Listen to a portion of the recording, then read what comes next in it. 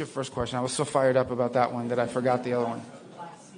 Oh, yes, that one. Easy ones. Well, look, I think yesterday our negotiators are en route, or perhaps they've already arrived. After spending, I think they met with the Ukrainians twice, the Russians once. What we have here is an agreement in principle on a Black Sea ceasefire. We got two things from that. The first is we have more detailed definition of what the energy ceasefire entails.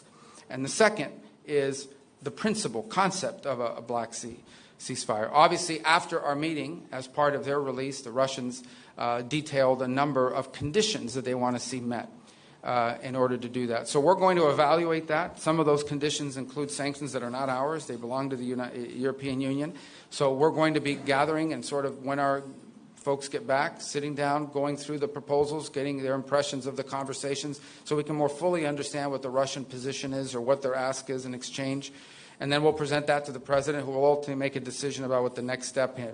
I think it's a good thing that we have both the Ukrainians and the Russians talking about ceasefires, be they energy or be they potentially in the Black Sea. But obviously, this is hard and difficult work. This is a protracted almost 3.5-year war now, or 3-year war.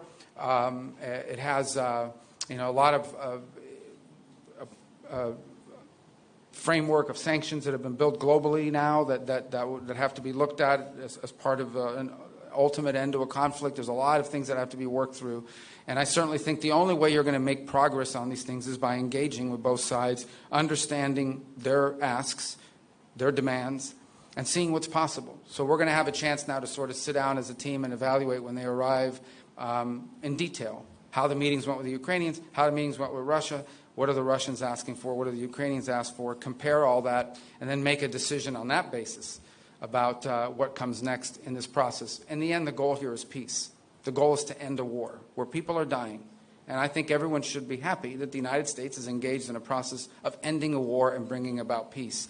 It's not going to be easy. It won't be simple. It'll take some time. But at least we're on that road and we're talking about these things. And we're going to test it and see what's possible. We think we owe that to the world. And the president, I continue to say, is the only leader in the world right now, President Trump, who's in a position to even get these two nations to a city to talk about these things, albeit in rooms far apart from one another when these talks were going on. But nonetheless, they're talking. It's the first time in a while that we've seen any conversation about this. But we have a lot of work yet to be done, and we'll know more after we get the readout from our teams.